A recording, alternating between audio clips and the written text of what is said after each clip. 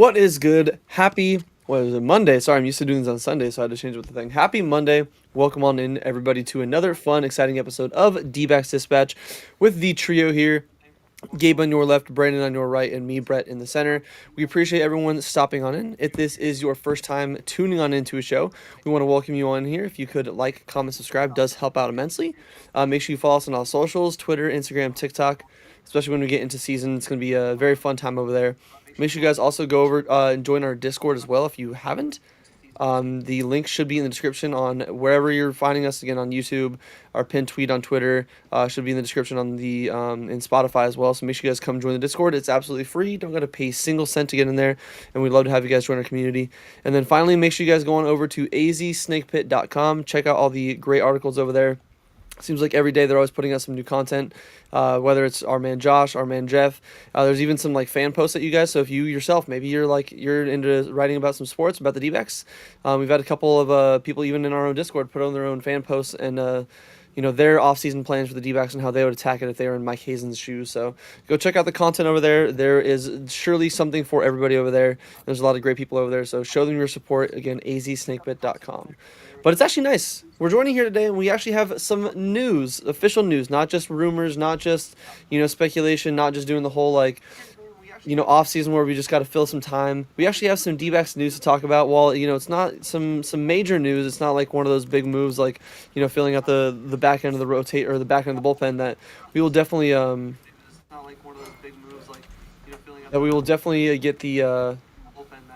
Yes, I hear an echo in the background. I don't think it's me. But yeah, so not like one of those big moves to fill like a bullpen spot or like maybe even bringing back Goldie or going after one of those guys that are posted. But they did officially come to agreement with Mike Soroka. Should be a 1-year deal. I'm getting the exact quick 1-year deal. Million, yeah, $7.5 million deal, $1 million with incentives. So, which you know what? It's one of those, like I said, it's not like he's going to be even a 1, 2, or 3. If he could slot in and be a solid back end of the rotation, like a solid 5, I wouldn't hate it. I mean, looking at his numbers, he put up a .6 WAR last year, so it wasn't horrible. He had a 1.1 WHIP, 89 innings, 4.52 ERA, but also, even like in our group chat brought up, the Nationals had like easily one of the bottom 5 defenses in all of baseball. So it doesn't really help you out when your defense is not really having your back. And then even if you go to Baseball Savant and look up some of his peripherals, obviously a lot more blue. Like, he doesn't get a lot of swing and miss, but he's at least higher than league average in ground ball percentage. Doesn't get a lot of barrels. He's in the 76th percentile for barrel percentage. K percentage is in 70. His expected batting average is in the 84, and then his breaking run value. So his I know there's a lot of talk online. I think his sweeper was getting it was either a sweeper or a slurve. I always mix up the two. Sometimes they're both the same. But some of his breaking pitches have been more effective for him lately. So like I said, it's like it's going to be front page news, but at least it is some official news. The D-backs are trying to address that bullpen or that pitching problem because we have Ryan Nelson, Eduardo Rodriguez, and Brandon Pfaadt. Who knows what else is going to be on our rotation come opening day. So at least we have another name we can slot in there, barring any kind of injuries going into spring training or anything like that. We should see Soroka in the opening day rotation. But what are your initial thoughts and reactions to the Soroka signing? Do you like it? Do you not like it? After looking at some of his peripherals, is it one of those where maybe it's a move that you could be talked into like a little bit, or is it one of those where you're kind of like meh? Like I don't really see this being the like one of those like if this is the big pitching move they're making, then I'm disappointed. But what are your whole thoughts on the Mike Soroka joining the Diamondbacks situation? I guess I'm in the same boat as you. Like, if this is the only move Mike Hazen makes, then I think this is just a pure failure. But if they start adding, maybe one more pitcher, whether it's Merrill Kelly or Zach Gallen or whoever, if they make an actual move, get a better pitcher, maybe not borderline elite, because, unfortunately, the pitching market is just ridiculous right now. But if this is part of a few moves coming up, I'll always make the point that it's just money. Like, I would rather have them just spend the money, maybe spend a few extra million, rather than give up Jordan Lawler or Tommy Troy or Waldschmidt, because as the team is currently constructed, especially with the injuries and stuff, I'm like, this team is not going to win the World Series as it's currently constructed right now. So why mortgage your entire future on a team that's might not even make the playoffs again this year. Like obviously, it all depends on how Corbin Burns looks, how Jamar looks, how Puck looks. We have a few guys in the IL that we still need to see how they look when they return. But in Soroka's case, I put a tweet out looking at the Savant page, and there's a lot of stuff that jumped out. Like there's kind of a lot of red. Like his expected ERA is at 3.46, expected batting average 210. His K rate has gone up in the last few years, gone up like 5 or 6% in the last few years. His the barrel rate is extremely low. So this is a guy who misses bats. He gets strikeouts. His fastball is about 94 miles an hour. He played in Washington. Washington, I believe, was 25th out of 30 in the league in defensive ratings. So you put him against, I think D-backs were top 6 or something like that in the defensive rating. So I mean, it made sense when he went to Chicago why he pitched a lot better there. It's just he had a better defense behind him. I don't think he's going to be a 3.5 ERA guy. He might be a little bit higher than that, maybe just very low 4 or high 3s. Like I don't, Soroka isn't what he was in 2019 or so, but I think it's foolish for people to say like this is just a bad move and we're just trying to spin this, trying to be positive. Like no, I think Soroka still has a lot left in the tank. He's only 28 years old. Maybe Kaplan can see something in him. Maybe they saw something that they liked. Again, if this is the only move, it's disappointing. If this is a supplementary move, I'm fine with it. Once Corbin Burns comes back, and if they get Merrill Kelly or any other pitcher, you could move into the bullpen, use them the way the Cubs did, and then you have a guy you can pump up even to 95 and gets a lot of swing and miss. Yes, it's definitely a move that I think has definitely more upside. I mean, it's not like it costs a lot of money.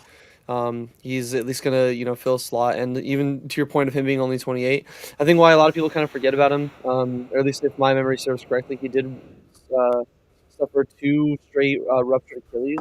The same one. One of them was on the field and trying to make a play, and I think the other one was right when he came back after all the injury recovery, like he was going down the steps and ruptured it again. So I think that those 2 things kind of put people, Mike Soroka out of the back of their minds, and people are like, oh yeah, this guy's still pitching, this guy's still around. So I think that's why he hasn't been like the flashiest name. But honestly, I thought he was older. So the fact that he's 28, I'm at least glad that where you can get a decently, again, if they're a pitcher to me under 30 is still young. Obviously, it's not like one of those young guys coming out of the league. It's not like Paul Skeen's young, but still pretty young. I think it's definitely some more upside. Obviously, we've seen some positive upticks on some stats, and then if I think having at least a better defense, because I know the D-backs weren't perfect this year, but they're miles better than what they were dealing with in Washington. So if he gets a little bit more confidence in him, even obviously I know he's missing some barrels, but if he can just kind of pitch to a 3.5 ERA at the back end of the rotation, I'd be perfectly okay with it. Or even like Gabe said, if they end up needing to put him in the bullpen at some point, I don't necessarily hate that move, especially. We're going to need as much bullpen help as we possibly can get in that area too. But Brandon, passing it on to you now, what are your initial thoughts and reactions on everything to the Mike Soroka signing? Kind of what it might mean for the rest of their offseason plans. Like, do you think that the kind of money they're giving to him is them confirming they're going cheap on the pitching market and they're pretty much out on Merrill Kelly and Zach Gallen? Do you think that this is just one of those where, hey, you know what, we needed more than just one starting pitcher, so we're at least filling that part in? What do you what are your thoughts on the whole Soroka signing becoming a D-back? My initial reaction when I first saw it was, like, oh, like I guess okay. Like, as for the first actual signing of free agency on someone that's not with a team, it didn't really excite me too much. I'm really worried about his injury history. Like he hasn't played a full season in a while. Like every year he has some sort of injury where he misses some time, so that worries me a little bit. Seems like a prime candidate to get Tommy John, because that's just our luck. That would just be our luck. But if he can, because we're gonna be without Burns till probably August 1st, and that's being super conservative. Like that's being nice about it. I think he's probably like some fans need to accept he could be out all season. Like Tommy John is not something easily to bounce back from. So it's possible Burns is out till September and we're out of it, and there's no reason to bring him back. Like that's entirely possible. without Burns the entire season. So it's an okay move for me. If this is the only signing this week at the GM winter meetings, I'm gonna be a little disappointed because there are a lot of other holes on this team that they need to address, and this can't be it. Like, this cannot be the only one. I know Dbacks are probably the talk of the GM winter meetings right now with Marte, which we'll get into later. But with Soroka, like his slurve is really freaking good. His slurve is really, really good.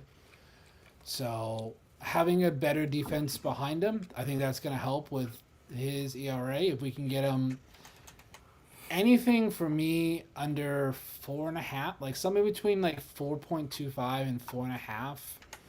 If he pitches every day from the start of the season till the All-Star break, and he has that ERA between 4 and 4.5, I think for me that'll be okay. He's going to be our 4th or 5th starter. I think right now I saw a projection the 5th starter was Christian Mena, and that was before this signing. So Mike Soroka, and like you guys said, I thought he was like 32, 33 years old. Didn't realize he's only 28 years old. I was like, oh, it's not as old as I guess I just assumed because he'd been in the league for a while. Yeah, only 400 innings on his career, pitched 415. So the two Achilles injuries really took a lot of those prime years away from him. That I think that's why we just kind of forget that he's still pretty young. Yeah. Was 0-10 in 2024. Now that was with the White Sox. So, and we've said countless times, wins and losses are not a pitching stat, because you could have a fantastic outing and then you leave and your bullpen blows it, and then you end up not getting the win or you get the loss when you left guys on. You had stranded runners on. So again, it's not a bad signing. It just it doesn't excite me too much. Yeah, it's definitely not one of those where, we're not like last year with the Burns where we're gonna go up here in emergency pod. We were already planning on doing the show tonight anyway, which I guess at least it was a good thing that we moved it from last night to tonight, where at least we have some Dbacks news, because I would have been upset if we went live yesterday and this happened. I'm like, really? But it's definitely not like emergency pod worthy, and definitely not like, oh my god, sound the alarm bells, like, Mike Hazen cooked, let's fucking go. But you know what? It's at least a move that I think it fits in their budget. It's not going to be, it's a very low risk, high reward kind of, because especially, again, God forbid the D-backs are, out of contention again and they decide to be sellers again at the deadline. If Mike Soroka's pitching at least good, they could get back at least a couple other prospects, which for a 1-year deal for a guy that's like at $7 million, I wouldn't hate a return like that. But that's worst case scenario. I would prefer if they were competitive going into the trade deadline and all that, and be buyers this time. But obviously, we can never know even the state of the team, what they're going to be doing. But at least there's one box checked off of the the bucket list, or I guess the Christmas list. We could use that term since we're almost there. So one of the Christmas presents has been at least purchased and wrapped under the tree for Mike Hazen, or I guess you could say Hazen Claus. Still a little more work to do, especially I agree with Brandon, like you said earlier, if this is the only signing done at the winter meetings. I mean, it's not necessarily too surprising, because I feel like sometimes there's just so much going on that, you don't want to get the FOMO and try to sign everybody too early, exhaust all your options, but you also don't want to miss out. So I wouldn't be surprised if we do get another move, but I also wouldn't be surprised. I'm kind of in the middle where reliever would be nice. Yeah, like an actual reliever would be nice. I fully agree. So, because Brandon kind of put it on the tee there, before we dive into that, Austin, appreciate you. Say, I'm a hat junkie. I got one of these. I think it was at Just Sports a little while ago, and it definitely called to me. I saw the any black, purple, and teal. I'm just like, chef's kiss. I need it. But yeah, I appreciate you. But like Brandon said, definitely need some more bullpen help. And there is some rumors at least floating around there. Obviously, after I think one of our last shows, we were talking about, it'd be nice if the D-backs could go after Devin Williams after Helsley went to the Orioles. And then literally, I think the day after that, we saw the New York Mets, actually, a different New York team, they ended up signing the Airbender. They got him on a 3-year, I think it was $45 million deal, 15 a year, I believe. maybe a little more around that. But I mean, it felt kind of cheap. I don't know. Maybe he just like pitching in New York. But I know he was coming off a bounce or a down year. But like Gabe said, look at the back of the baseball card. That doesn't scream like a $15 million a year closer with the kind of stuff that he's had in the past. But you know what? He's off the board. But one of the other guys that is on the board that the D-backs have been linked to as some potential discussions and whatnot are the former Tampa Bay Ray. Pete Fairbanks, who obviously not maybe as young as Devin Williams or anything like that, but they were even linked to him, I think, in previous like trade deadlines as a team that the D-backs might try to go after Pete Fairbanks because the Rays always just seem to want to trade everyone away. And he's not terrible, honestly. Put up a 1.2 WAR last year, 60 innings. He had 27 saves. He put up a 2.83 ERA, career ERA of 3.19. So pretty solid, especially just over a 1 WHIP. And I know obviously he's a little bit older. I think he's in his mid 30s. Yeah, he's sorry, not even mid 30s, early 30s. So 31. Yeah, so he's not like super old. And he has only a 265 innings on his arm as a big leaguer, which again for a closer, not a lot. It doesn't seem like a lot to me. So I don't necessarily hate the move, and I think that he could be a little bit cheaper than even like Devin Williams. I could see maybe like 10 to 12. But there are some other teams. I think that today there was even a report that the White Sox were in on him and potentially trying to track down him. I think the Blue Jays, Tigers, Marlins were also in the discussion of teams that are eyeing Fairbanks to help solidify their bullpen as well. So obviously nothing is certain, and we're just all playing a guessing game at this point. But what are the thoughts, or what thoughts do you have on the potential of Pete Fairbanks coming to the desert? And what would you would you be happy? Would you be kind of like the same with Soroka, where you're like, it's a move, like at least it's something? What are your thoughts on the potential of Pete Fairbanks pitching in a D-backs uniform in 2026? So I guess with the Fairbanks, there's some numbers that would concern me a little bit with him. It's mostly just his K rate. His K rate has gone down quite a bit. It's gone down 13% since 2023. Like that's a lot. That's a huge change for, especially for a reliever, and something that we've always talked about on here is the fact that we need strikeout guys for relievers. Like, we don't want the Joe Manta plays who are going to rely on, on ground balls and pop-ups. Like, we need guys, like, if the bases are loaded, it's the ninth inning, you're, whatever reliever you had there couldn't get the job done. You need a guy who's going to go in there and get the job done with the strikeout, because, the point is to not put the ball in play. Like, yeah, sure, you can put in a guy who can get a double play, but you feel a lot more secure if you put in a guy who's, pumping heat and is able to get the big strikeout, and then, not give the offense an opportunity by putting the ball in play. Because, we've seen what happens. We saw a lot of times with this team what happens when you put the ball in play, like either for good or bad. Like, there's a lot of mistakes that can happen. So with him, that is one of my main concerns. Just a little bit of a red flag for me is the fact that it went down. Everything else seems to be pretty good so far. Again, he's not going to have the year he did like in 23. It's just was amazing that year. He was elite, and he's still, for the most part, elite. I will say also, like, one other red flag is the fact that the Rays didn't sign him. He had a team option. They declined it. In this case, I'm very curious if it's like a Rays thing, just being cheap, because it was for $11 million. So, like, was it the Rays being cheap, or is there another reason? Yeah, is there another reason why they're moving on? Because there's we know something about the Rays is if they drop a guy, same with the Athletics. If they drop somebody, there's a reason why they did it. Like, usually guys that get picked up like that usually don't pan out the way they're supposed to. Look at even Ryan Thompson. They dropped him, and I know one of the things with him is just he had a couple of really bad outings, but he was good in 23, and then we've seen what he's become the last couple of years. So it's like there's a reason why the Rays drop guys when they do, and I hope that it's just the Rays being cheap, and it's not that they just see something diminish from his spin rate or whatever it is that made them not want to have him anymore. But I think with him, he is a great add-on for this team, because I do think at this point, Mike Hazen, Torey Lovello, and co., you guys need to name him the closer. Like, as the second you get him, name him the closer. I don't want to hear any of this bull crap in spring training about, like, oh, well, we'll see. We'll have competition. There is no competition. Everyone else is dead. Like, he would be the only guy left standing.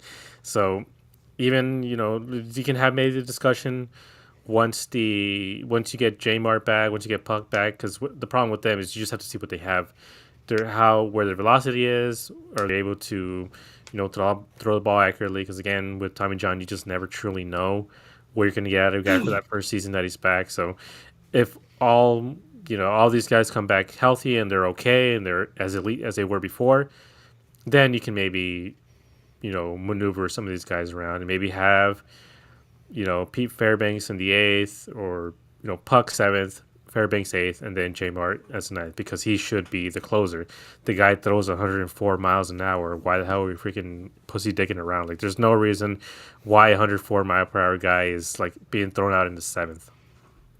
Yeah, I don't want to. I'm fully on page with you. I don't want to hear, matchups based, or it's competition, or well, it's a day by day. We'll see where we're at, and to define roles. Sometimes I know they can be overrated, but I think in a situation with the bullpen, I don't see any negative to it necessarily.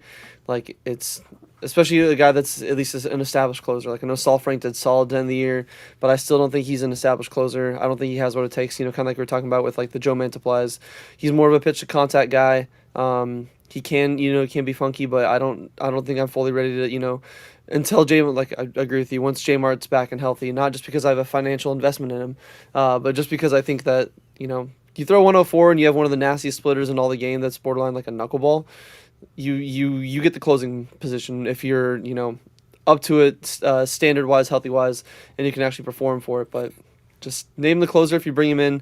I would personally be very okay with it, because again, I think that it'd be a little bit cheaper than some of the other bullpen arms out there that are still remaining, and would also still fill a big spot, and would at least give us a bona fide closer. Because we could even fill. I don't know how much you guys are keeping up with our boy Nugget on the Dbacks prospects page, but seeing some updates out of like players in the DR, like Yilber Diaz has been doing a lot of relief work over there. Disgusting. He's been insane. Yeah, bro. so like if they want to officially transition him to a reliever, because I know last year he had a big walk issue, and it seemed like most of his outings he was going like 3, 4, maybe five innings if he was having a good night, but most of the time was getting pulled early. So if they want to transition him into a reliever, I think that's going to be his track to the MLB.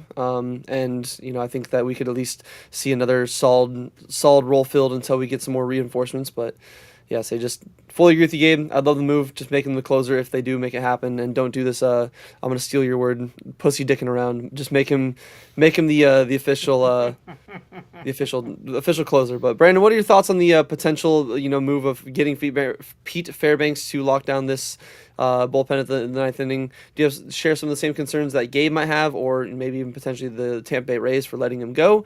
Do you think there's something else that maybe causes concern to you, or are you more on the positive side that honestly any established closer is going to be the better move for this team going forward? He would automatically be our best bullpen pitcher, best reliever, without a doubt. I'm not on the train of announcing him as the closer the day he signs. You want to do it the first day of spring training when we know who's here? Yes, I'm for it. What if they go ahead and get some other really good high leverage guys and someone that's a better closer, like in a trade or something? Or maybe got insane, they sign Edwin Diaz. Like that right there would be, yes, I know it's a bit like, what are you thinking? Mets signed Devin Williams. Maybe they're out on Diaz. So I'm just saying there.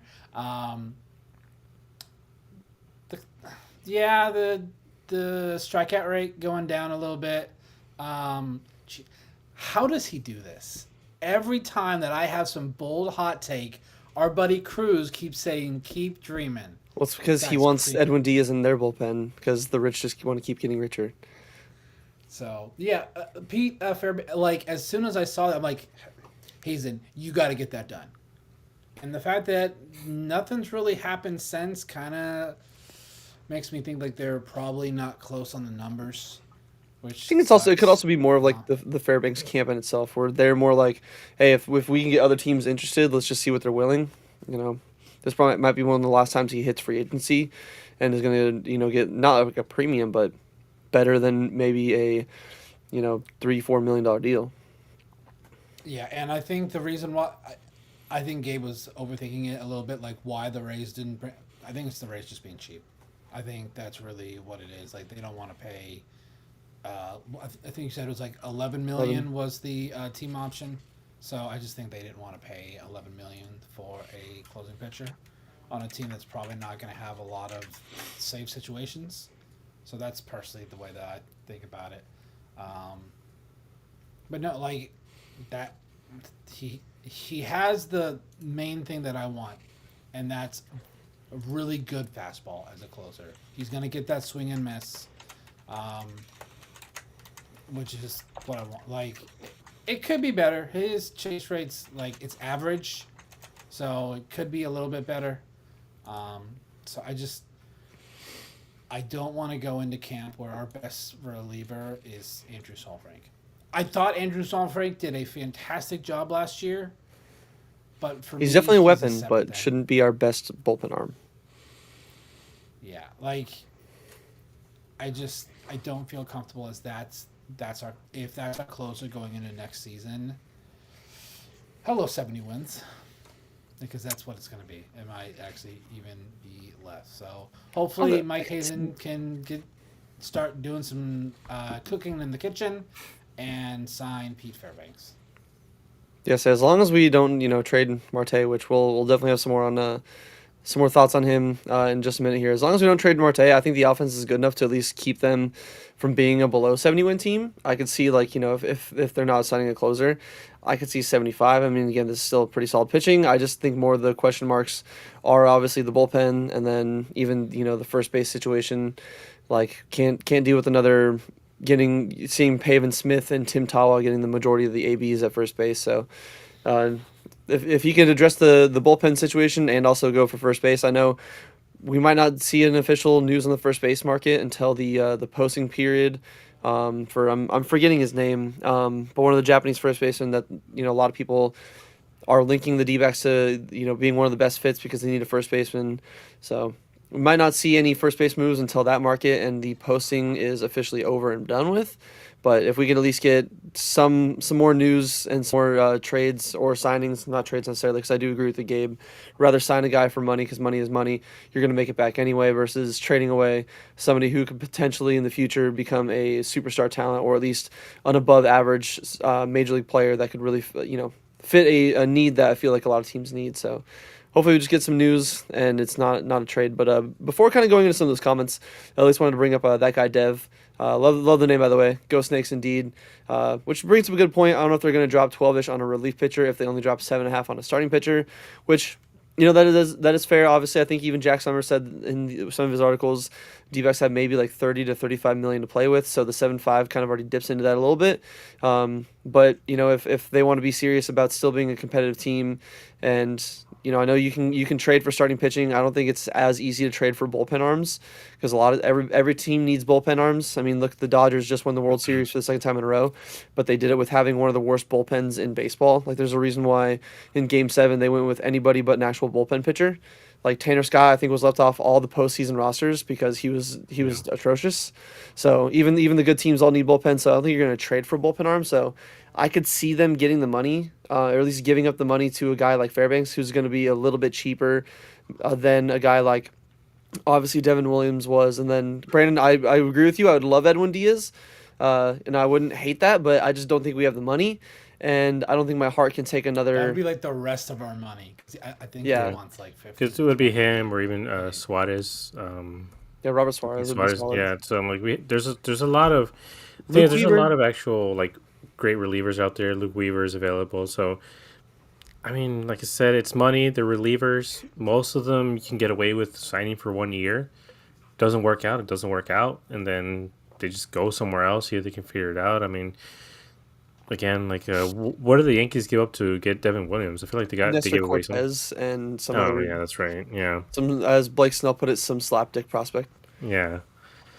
So, I mean, even at that point, I don't know. I guess there's some weirdness with the Devin Williams situation. I think they're also the Brewers are like the Rays of the NL, where they really go to war over over money, which is Nickels and dimes, yeah. literally, which is insane because they're one of the better teams. If they would just not be cheap, man, they could probably. I mean, they could probably still have Corbin Burns, Devin Williams. They might actually win something for once in their franchise history.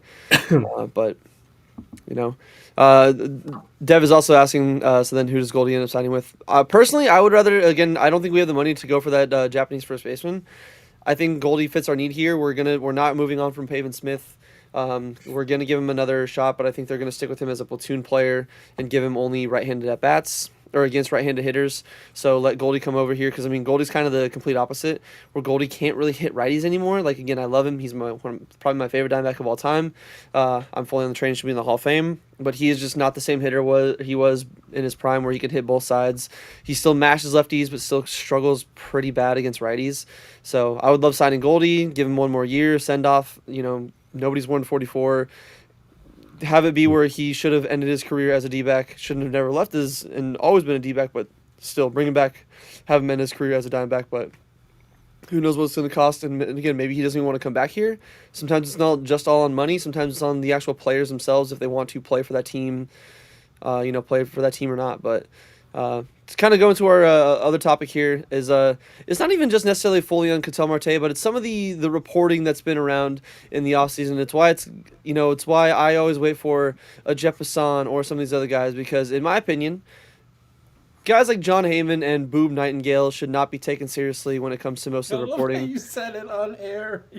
On air. The dude, they always post stuff for clicks. John Heyman is basically a mouthpiece for Scott Boras, so if you ever see him tweet anything regarding the Scott Boras client, just gotta keep that that grain of salt with it. And then Bob Nightingale is just rushes to put out tweets for clicks and all that, because obviously before he said that Ketel Marte. He's the one, and his tweet from the beginning of the offseason was the reason why everyone and their mother is putting up a fucking trade proposal where it's like, here, take my reheated McDouble for the best second baseman in baseball, fucking trade proposals, which is what most of them feel like.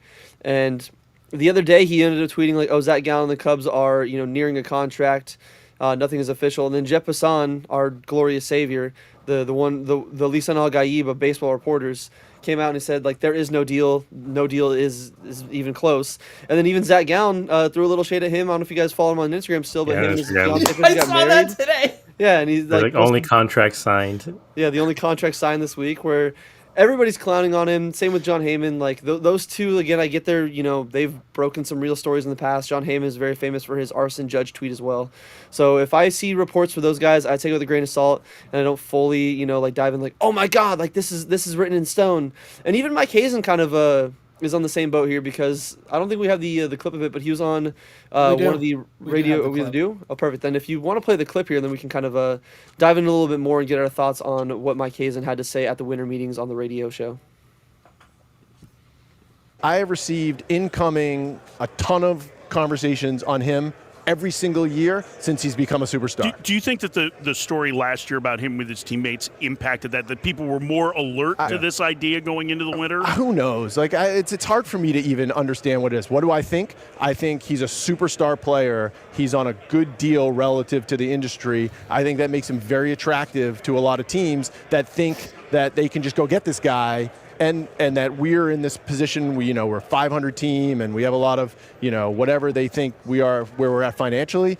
And I think that spurs some of the calls. I do. And when I don't just shut down talks on day one with any of these guys, I think maybe that becomes the narrative. What I hear out there is about teams that are interested and teams that we've talked to. There's reports out there of teams we've talked to that we have not even talked to. So I don't even know how to, when I start to refute that stuff, then I'm engaging in the conversation, So you guys know this. It's a very tricky game to play. I'm not trying to hide the ball or play games. I just say he has always been our most asked about player every single offseason.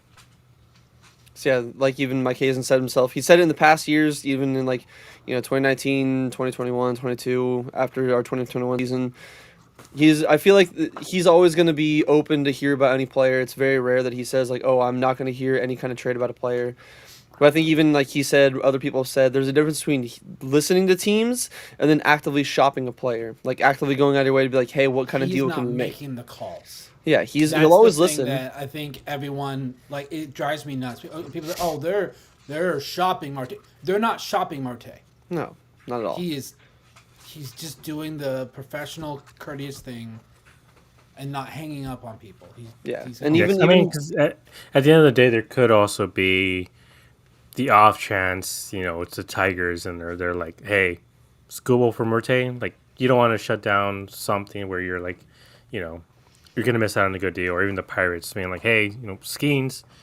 So I understand You why never you know don't what shut you're everything gonna down. Yeah, but I think a large majority of them, it probably is a lot of just like, what would it take? I don't think anybody is like, right now offering like a huge prospect call. I think probably a lot of the calls. I mean, the way he's explaining it seems to be a lot of like, hey, like, what is it going to take? And if he's throwing out comparisons, I think an apt comparison would be the Soto trade from the Nationals, like C.J. Abrams, James Wood. I know it's a lot, but still, it's like Mackenzie Gore. maybe not as much just Gore. because of factoring in the age for Cattell. But Yeah. I do agree. It'd take a haul. It would take a considerable amount. It's not like I said earlier.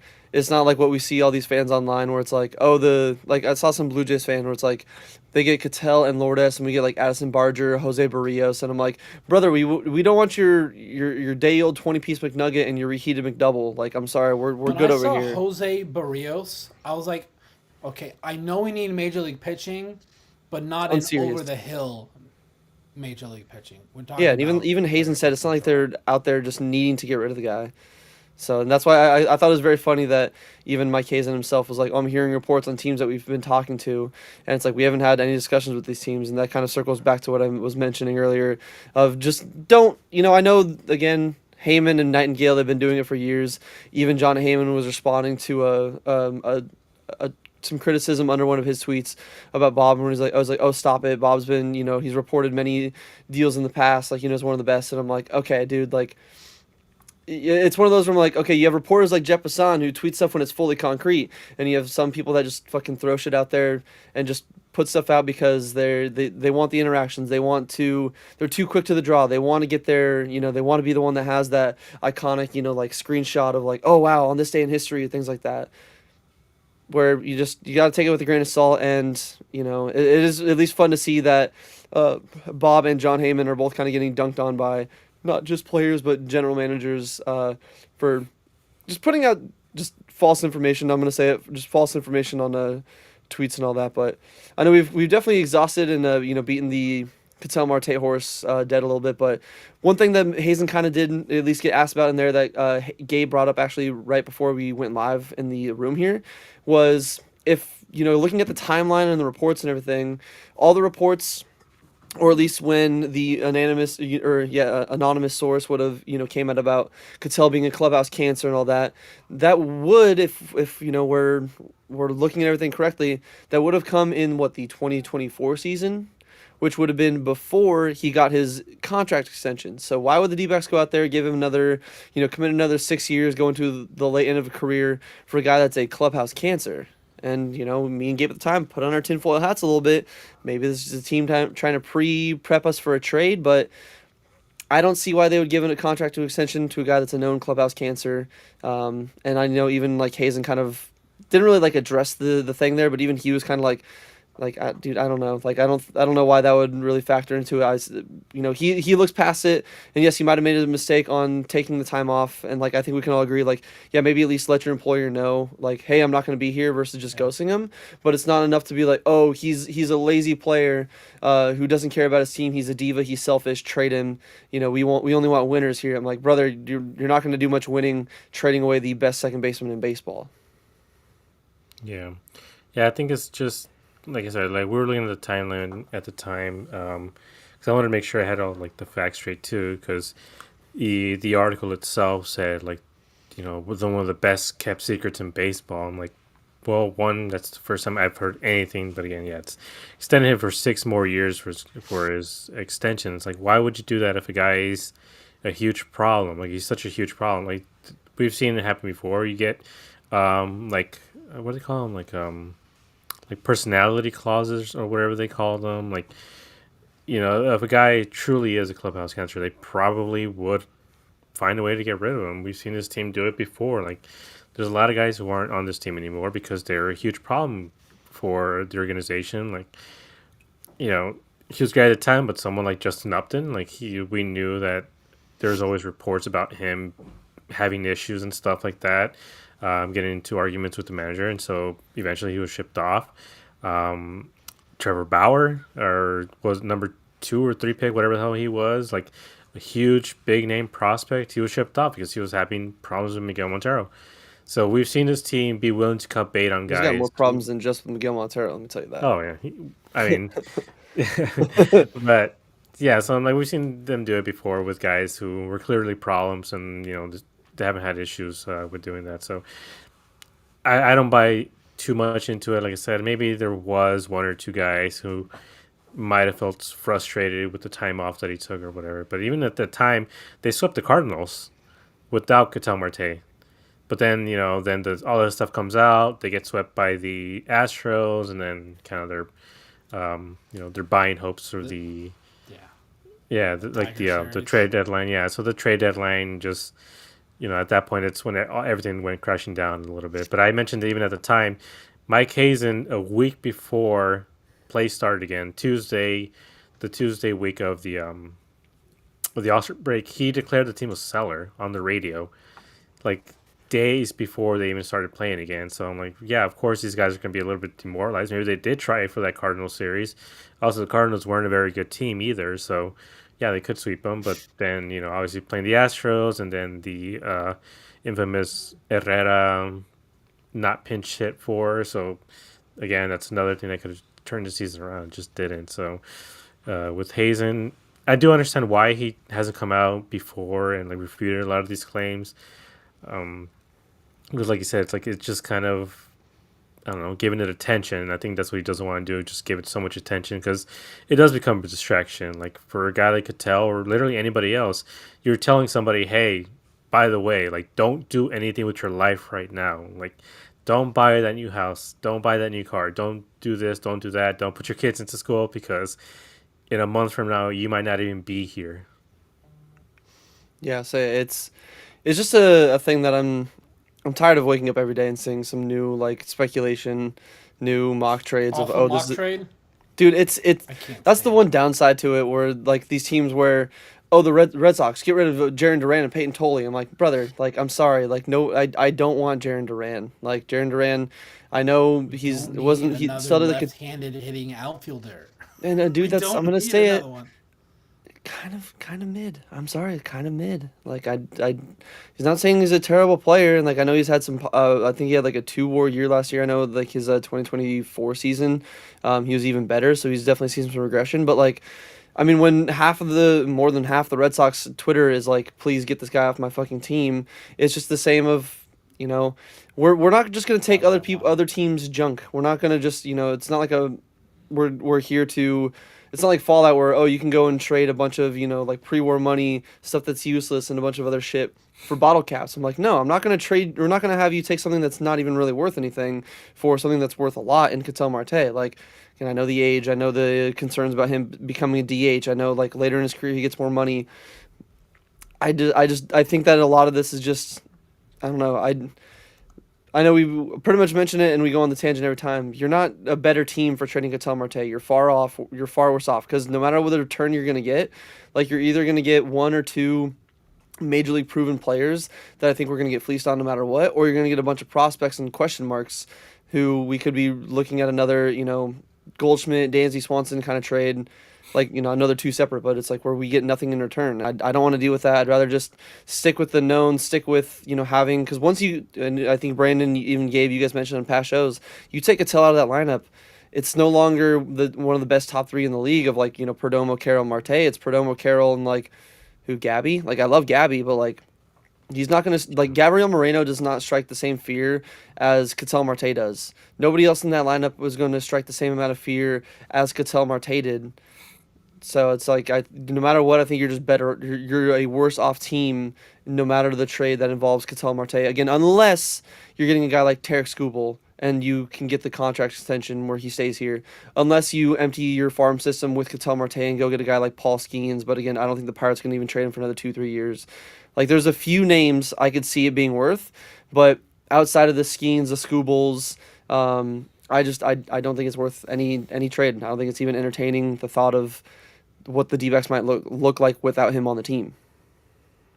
For me, it's Hazen and Torrey are both on the hot seat for this upcoming season. They need to be competitive. Trading Marte doesn't do that. Trading Marte literally just punts the season and just they're like, okay, we're gonna get fired. Like, why would you like?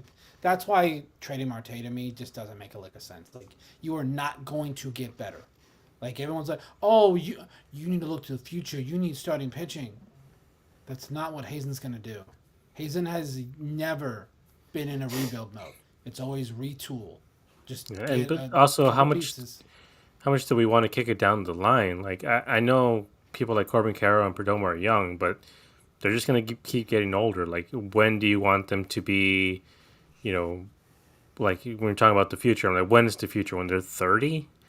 When the production is starting to slow down a little bit? Like, you can't just keep kicking the can down the road and being like, well, look at the future.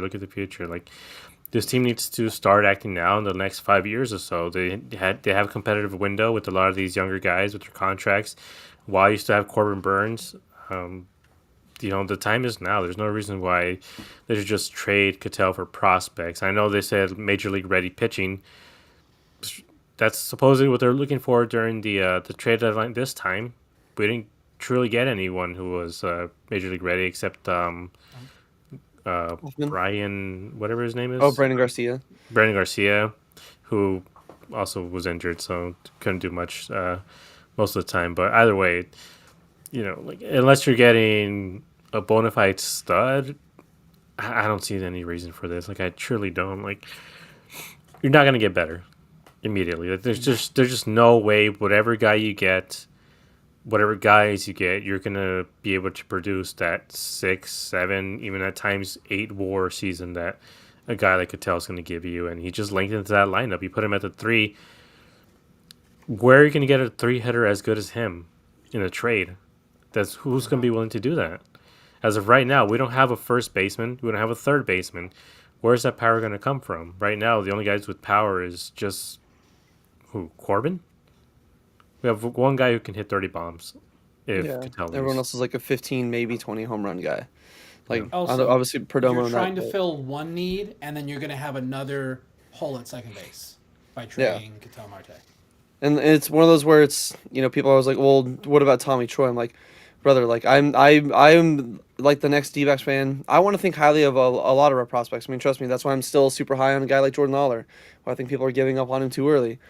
But it's still the question marks. Like, look at, even like Akigami's bringing the chat here. Reminds me how badly Yankee fans want us to take Volpe off their hands for Merrill and Gino, as if Volpe wasn't shit. Go back when he was announced like he was making the major league roster, and again, look at the minor league numbers. The dude was tearing it up. Everyone's like, oh, it's the next Jeter. This is our next franchise shortstop. You never know what players are going to turn into. Like, you never know what they're going to turn into. Obviously, you want to give them a little bit more of a runway. I don't think we can say Jordan Lawler is mid yet because he hasn't given a runway. But Anthony Volpe's had a lot of time, where that's why people are confident saying he's not really that good. Where we don't know what Tommy Troy is. Tommy Troy could be a nice fill-in and could be a really, really solid second base, but like Gabe said, is he going to be that 6, 7, even at times 8 WAR second baseman? Highly doubt it. Highly doubt it. Is he going to give us a 30 bombs season? No, I don't think so. I don't think he's going to offer the same kind of pop that a guy like Cattell Marte gives us, and especially even if Cattell Marte moves off of second base into a more designated hitter role, which I know probably a lot of us are expecting to happen near the tail end of his contract and his career as a Diamondback. I don't see in the system any other trade where you're going to replace the kind of production you can get from him and even get the return you need in the bullpen or the starting rotation. And even like with Gabe's point, I know at the deadline they're looking for some more major league ready talent. I think that the best option we have is relying on either some of the guys already in the system, like Geisting. I know he's still maybe a leap or two away from the league, but I could see him getting an invite to spring training. Daniel Egan, if he has a really solid season and we really need the pitching, I could see him being like a mid-season to September call up for the bullpen or for the rotation. And even I think the Mitch Bratt, some of the guys we got in the Merrill Kelly trade, some of those guys from Texas. I think we added them to 40-man roster just to keep them out of the Rule 5 draft. Like, they look all really solid. So I'd rather bank on them than, again, they're already the unknown. They're already the question marks. I'd rather stick with the question marks that we have in the system than trading Cattell away for question marks outside of the system, question marks that we're going to be seeing come into the team, and then just again be dealing with more holes. Like it's you're filling one hole. It's like you got a hole in your boat, and you're like, oh, cool. I'll just take a chunk out of this side of the boat and put it over here. Like, okay, well now you got another hole in your boat. Yep. Like you're in the same exact spot, just in a different situation. Like. Doesn't make much sense to me, but like I said, we could beat the dead horse continuously every single show about the Cattell Marte trade, and I know Hazen will never do it, but the easiest way for it not to happen is just go out there and say you're not going to trade him no matter what. I know there's been reports that it's highly unlikely at this point, but even Gambo today said I think it's more likely today than it was 2 weeks ago, which is like, God damn it, Gambo, can you just? You're always the winter meetings. Yeah, like, you're always it's the gonna Reaper. have Just be the Reaper for this better goddamn news, odds. please. Gambo. So yeah, Akigami saying, like y'all been saying, you don't get better. You don't contend by trading away a superstar for lottery tickets when the time is to contend is now. And fully agree. Like Brandon said, this might be potentially Hazen and Torrey's last year. They don't want to punt away their last chance. And if Ken is expecting them, it's like, oh well, you didn't have the best tools, so we'll give you another year, another 1 year, prove it, to see if we want to keep you as our GM and manager. I don't think they want it. If you want to compete, maybe like Gabe said, this isn't a World Series roster currently the way it's constructed, but I think you can still construct at least a playoff contending roster. And like we've said it a couple times throughout the last 2 years, you never know. All you got to do is get into October. You never know. No team, not every team that's always a World Series constructed team on paper makes the World Series and wins it. Sometimes you just got to have a solid enough team that can, perform well and just get to the playoffs. That's all you need. So I think that they can do that without trading Cattell Marte and further jeopardizing their future and kicking the can down the road. Like Gabe, like don't just keep punting away the prime years that we're getting from Perdomo and Carroll. Try to capitalize on as much as you can while, even Cattell's still in the later half of his prime and still putting up numbers. Like it just, I don't know. It seems like it's shooting yourself in the foot, going all Plaxico Burress on the franchise versus actually trying to, improve it in other ways of just spending a little bit more money. That I think the owner who has the most expensive baseball card collection on the face of maybe not the face of the planet, but one of the most, he could sell his Honus Wagner and afford just the Devin Williams contract alone. So I don't want to hear this crying poor bullshit when we could just spend a little bit more money and keep a superstar and try to fix other holes. But, like I said, we can rant about this for hours upon hours. So that's why you guys join the Discord, because pretty much every conversation in our Discord is all about either Cattell Marte or whatever, potential news is popping up there. So, again, in the description below, make sure you guys hop in the Discord and all that. But, yeah, say it's any other I know there hasn't been any other crazy news. Obviously, the winter meetings can be pretty slow. I think once the new year kind of wraps up and we're into 2026 is when we'll see more of the news officially come out. Unless some players want to just get their future solidified now and they want to enjoy the holiday with their families instead of having to worry about with their agent blowing up their phone 30 million times over their holidays. Any news that you guys have, like maybe predictions, whether it's Dbacks news, maybe it's a top free agent, like guys like Alonso, Bregman, Bellinger, maybe some of the pitchers. Any predictions you guys have within the next couple days before the winter meetings finally come to a close?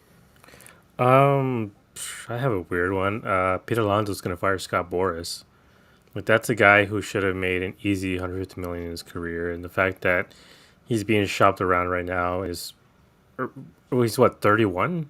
He's not even that old, but the way this league has treated him is just, or at least the ownership and I guess his agent too, the way they've been treating him is just like a 1 year contract type of guy. I'm like, this is a guy who can sign for 5 years and get, 150 million or something like that. But I mean, his production is going down, but I don't know. It's just weird. Like he should fire Scott Boras, see what else he can get, because if not, I feel like he's going to get a 2-year contract with a bunch of opt-outs that are just not going to be worth what he was looking for originally. But I know the Mets gave him a contract or an extension, was only worth $20 million a year when they did it. So he's worth more than that, and I do think he should at least get a bigger deal. And I will say, when it comes to the winter meetings, we're going to see a lot more happen once Kyle Tucker, Bregman, and Alonso sign. After that, I think the floodgates are going to open. And like we've said about Mike Hazen, he has to be proactive, not reactive. Don't wait until January 31st to sign guys, because that just doesn't work out. They need time in the training camp and need time with the coaches as well. Yeah, say on your Pete Alonso thing, honestly, I wouldn't even necessarily say he's had like a downtick in production. I mean, it's his second straight year where he's played in all 162 games. He had a career high in hits. He had a career high in doubles. Second most in his career for RBI. If you take out the 2020 season, he's had 35 plus home runs in every single season, with 3 of them being 40 plus home runs. I mean, the dude had a 871 OPS this year, which is a career high. He had an OPS plus of 144, which is a third most in his career, highest since 2022, and then obviously 2019 was his most highest when he hit 53 bombs as a rookie. So I mean, he's got the track record. Again, played in 162 games 2 straight years.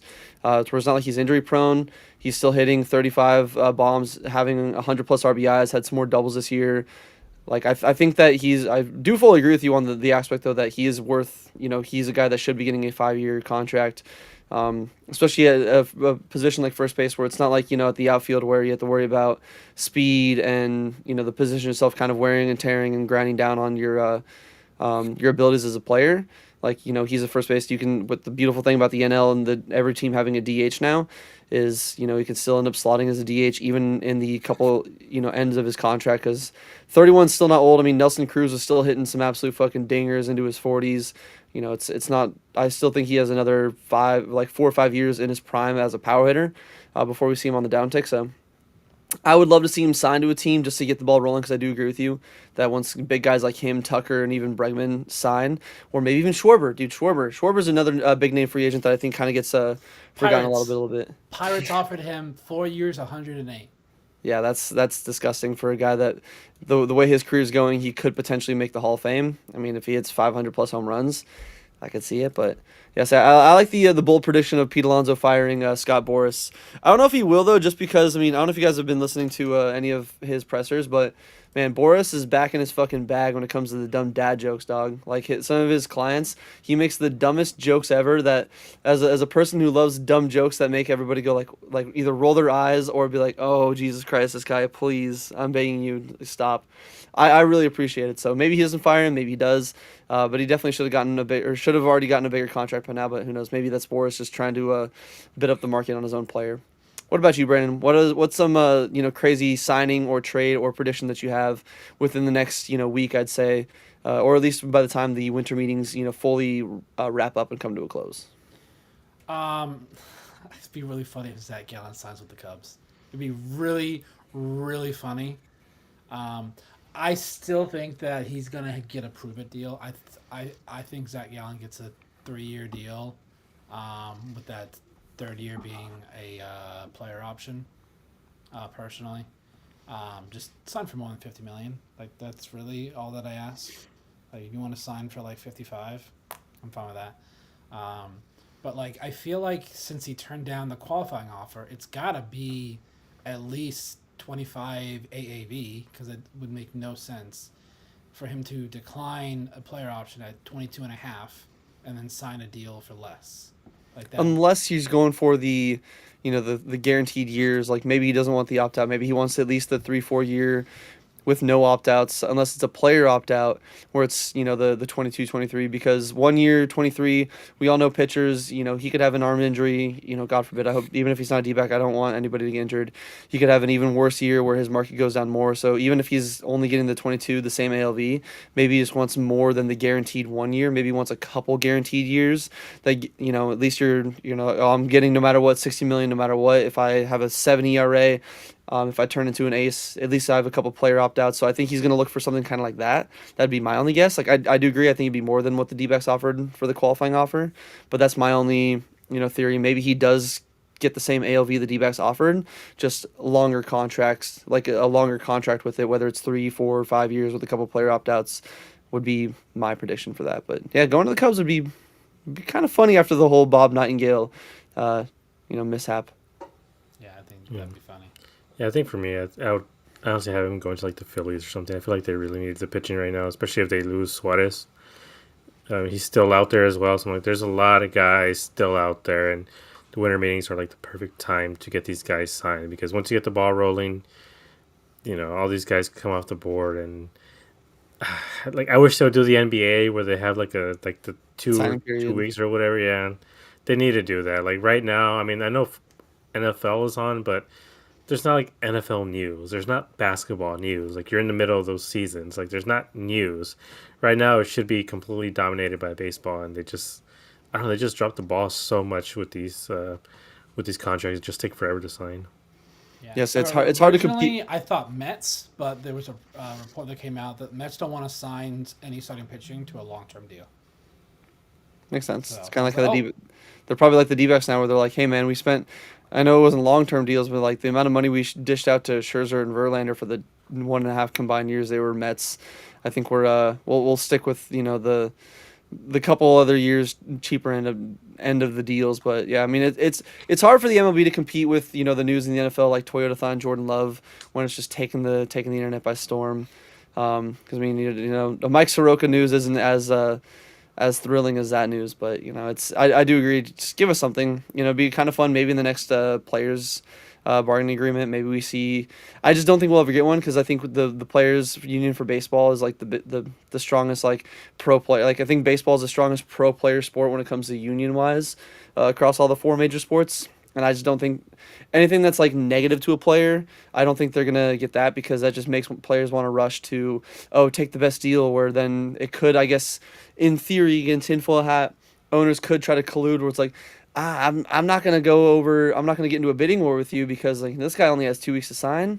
He's gonna sign with one of us, so we can Yeah, go. and Pretty it's cheap. also in basketball, it's the max contracts. You can't give a guy more than a certain amount, and you Yeah. can't give him less than a certain amount either. So if a guy is worth 45, they give him 45, and it's just up to him to decide who he wants to go with. And in baseball, obviously, they don't have any of that, so it's just not going to matter. It's also 1,200 guys on the major leagues at a given time, so it's a lot harder to sign those type of guys than it would be for the NBA, where it's just like 25, 30 big free agent names instead of baseball, where it's like you can have 100 guys who need to go right away, or else they're left out of a major league roster. Yeah, so definitely don't. I mean, I do agree. I would like them just to get the ball rolling a little sooner. I just don't think we'll ever see like a deadline, but just get a couple of big signings before the holidays because we all know that once Christmas hits and then from Christmas to New Year's, there's like nothing. These players are spending time with their families. They're pretty much telling their agents like, "Hey man, field these calls. I'll hit you back up on the 2nd in January, and we can go from there and decide where we're going once we're into the fresh in the new year." So hopefully we get a couple at least big news, whether it's the Dbacks, whether it's some other teams and whatnot.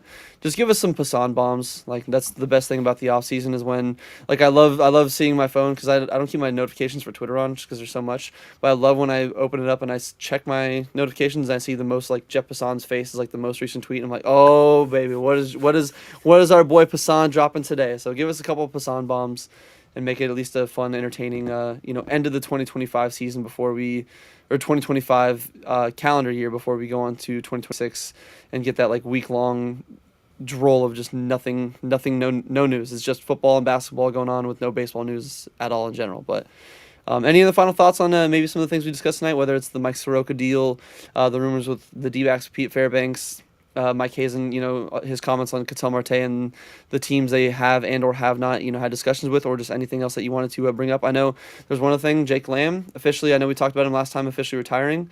D-backs love to bring back some former players to be in their front office and just player development. Chris Owings, Randy Johnson, JJ Putz, Luis Gonzalez, guys like that. And looks like Jake Lamb is following suit, and he's back in the organization, at least in some role, so that was kind of fun. But anything else you wanted to touch on or even get a couple thoughts in on the Jake Lamb thing? Just, if Goldie comes back, it'd be interesting to see, him being coached by Jake Lamb. I think that'd be really interesting. That'd be fun. That'd be fun where I know they're probably gonna have some fun conversations and all that. And I just the coming home edit of Goldschmidt coming back to D-backs, I need it. I can already feel the goosebumps forming. So please bring it to me. But Brandon, any final thoughts? Anything we discussed or any other smaller D-backs news related things that you wanted to get some thoughts in on before we head out of here? Nope, I'm just excited to see what this next week holds. Not just for us, but for all of Major League Baseball. Typically, we do get a lot of big news at the winter meetings here.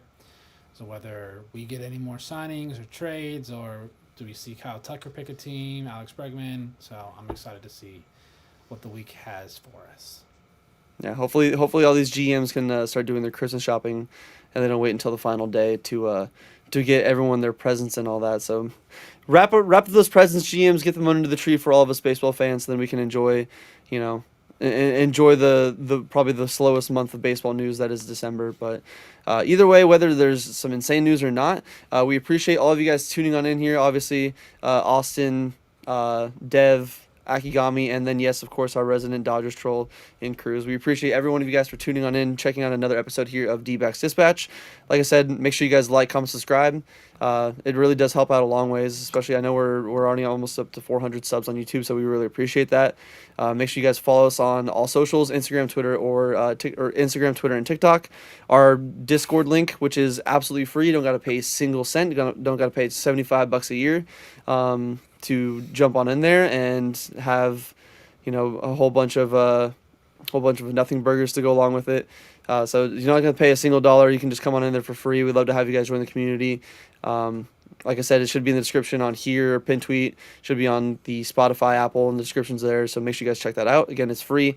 Don't have to pay a single dollar, not even just to make a Discord. Like, Discord's free, our server's free, so jump on in. Then also what is free is all the great content over on azsnakebit.com. It's not like The Athletic where you have to pay for it. It is absolutely free. A lot of fans just like you guys that are passionate about the Dbacks, passionate about baseball, that know some ball, and they got some great articles over there, especially our man Josh, who does some more written content on the dispatch side. So if you guys want a little bit more dispatch in your life, you can go check out Josh and his articles. He's had a few featured on the Yahoo Sports as well, so you know that he's a fantastic writer. So go show him some of the love too. But in the meantime, we appreciate all of you guys for tuning on in here on your Monday night. Hope you guys have a fantastic rest of your week. And then hopefully by the time you guys see us next time, we'll have a little bit more actual D-backs solidified news and not just rumors and all that to actually discuss. But in the meantime, you guys have a fantastic rest of your week. We'll catch you guys next time. Take it easy.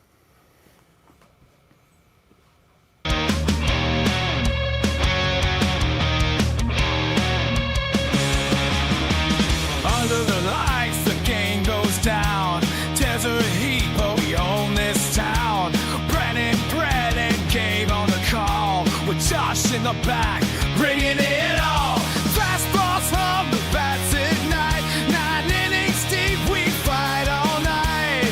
Wins and losses, highs and lows, we break it down, yeah, that's how it goes.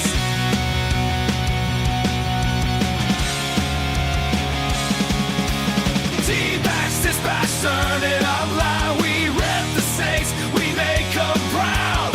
From first pitch to the final frame, we bleed sun tone red in this game. So hit subscribe, don't miss a play.